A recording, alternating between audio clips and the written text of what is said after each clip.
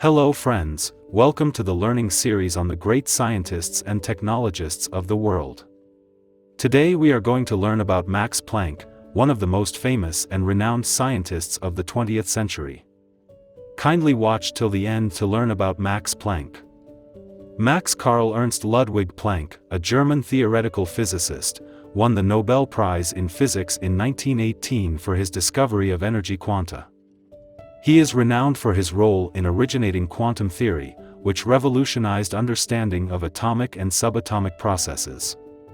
Planck's constant is crucial for quantum physics and is used to derive Planck units. If you are new to the channel, kindly subscribe and click on the bell button to get our subsequent videos. Let's go into the video. His paternal great-grandfather and grandfather were both theology professors in Göttingen. His father was a law professor at the University of Kiel and Munich. One of his uncles was also a judge. Planck was born on April 23, 1858, in Kiel, Holstein, to Johann Julius Wilhelm Planck and his second wife, Emma Patzig. Planck came from a traditional, intellectual family. Marx was indicated as the appellation name. However, by age of 10, he had signed with the name Max and used it for the rest of his life. He enrolled in the Maximilian Gymnasium School in Munich, where he developed his mathematical talents. Hermann Müller, a mathematician, taught him astronomy, mechanics, and mathematics. Planck learned the principle of conservation of energy from Müller. He graduated at age 17 and became interested in physics. Planck was gifted in music, taking singing lessons and playing piano, organ, and cello. He composed songs and operas, but chose to study physics instead. Planck studied hydrogen diffusion through heated platinum at the University of Munich under Professor Philipp von Jolly. He later transferred to theoretical physics, but Jolly advised against it. In 1878, Jolly believed physics was almost complete, with the discovery of the principle of conservation of energy potentially taking its final stable form. In 1877, he studied at Friedrich Wilhelm's University in Berlin with the physicists Hermann von Helmholtz, Gustav Kirchhoff, and Karl Weierstrass. He became close friends with Helmholtz and self-studied Rudolf Clausius's writings, leading him to choose thermodynamics as his field. In 1878, Planck passed his qualifying exams, and in February 1879, he defended his dissertation über den zweiten Hauptsatz der mechanischen Wärmetheorie, on the second law of mechanical heat theory. He briefly taught mathematics and physics at his former school in Munich. By the year 1880, Planck had obtained the two highest academic degrees offered in Europe. The first was a doctorate degree after he completed his paper detailing his research and theory of thermodynamics. He then presented thesis called Gleichgewichtzustand isotroper Körper in verschiedenen Temperaturen, equilibrium states of isotropic bodies at different temperatures, which earned him habilitation. Planck, a German academic, became an unpaid Privatdozent in Munich after completing his habilitation thesis. Despite being initially ignored, he continued his work on heat theory, discovering a thermodynamical formalism similar to Gibbs. Clausius's ideas on entropy were central to his work. In 1885, he was appointed as an associate professor of theoretical physics at the University of Kiel. Planck's work on entropy and its treatment, particularly in physical chemistry, led to the publication of his treatise on thermodynamics in 1897. Planck was appointed as successor to Kirchhoff at Friedrich Wilhelm's Universität in Berlin in 1889. He became a full professor in 1892 and was offered Ludwig Boltzmann's position in Vienna in 1907. Planck was invited to become the Ernest Kempton Adams Lecturer in Theoretical Physics at Columbia University in 1909, where his lectures were translated and co-published. He was elected to the American Academy of Arts and Sciences in 1914 and retired in 1926. He was succeeded by Erwin Schrödinger and was elected to the United States National Academy of Sciences and the American Philosophical Society. As a professor at the Friedrich Wilhelm's Universität in Berlin, Planck joined the local physical society.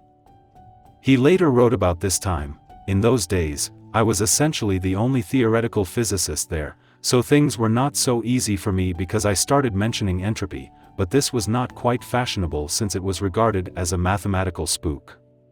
Thanks to his initiative, many local physical societies in Germany merged in 1898 to form German Physical Society, Deutsche Physikalische Gesellschaft, DPG.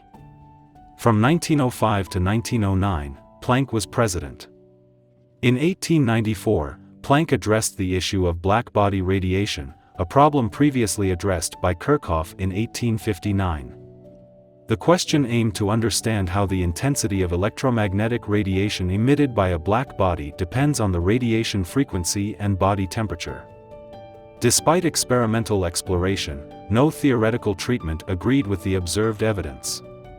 Wilhelm Wien proposed Wien's law, which predicted behavior at high frequencies but failed at low frequencies.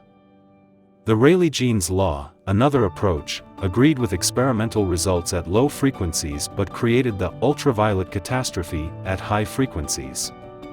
In 1899, Planck proposed a solution to the problem of radiation by using the principle of elementary disorder. He derived Wien's law from assumptions about the entropy of an ideal oscillator, creating the Wien-Planck law. However, experimental evidence did not confirm the new law, leading Planck to revise his approach and create the first version of the Planck blackbody radiation law. This law described the experimentally observed blackbody spectrum and was first proposed at a meeting of the DPG in 1900. Planck revised this version, relying on Boltzmann's statistical interpretation of the second law of thermodynamics. Planck was skeptical of the philosophical and physical implications of this interpretation, and his decision to use it was seen as an act of despair.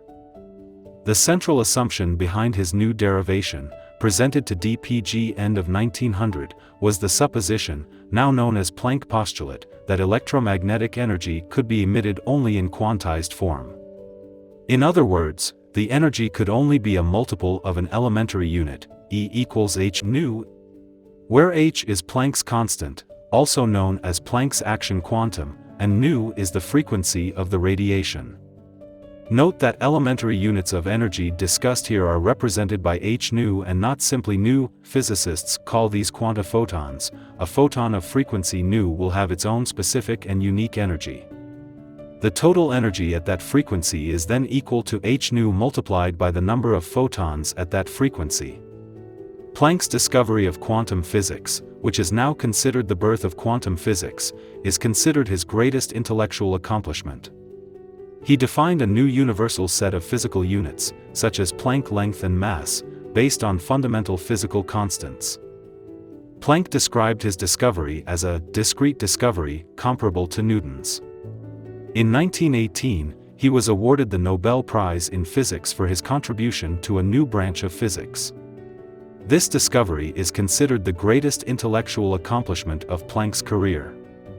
Planck was living in the apartment in Berlin. The Planck family lived in a villa in Berlin-Grunewald. The tradition of jointly performing music had already been established in the home of Helmholtz. Several other professors from the University of Berlin lived nearby, among them theologian Adolf von Harnack, who became a close friend of Planck. Soon, the Planck home became a social and cultural center. Numerous well-known scientists, such as Albert Einstein, Otto Hahn, and Lise Meitner, were frequent visitors. After World War II ended, Planck died on October 4, 1947. He was buried in the old Stadtfriedhof, city cemetery, in Göttingen. Thanks for watching. If you enjoy this video, give it a thumbs up and share it with your friends and family.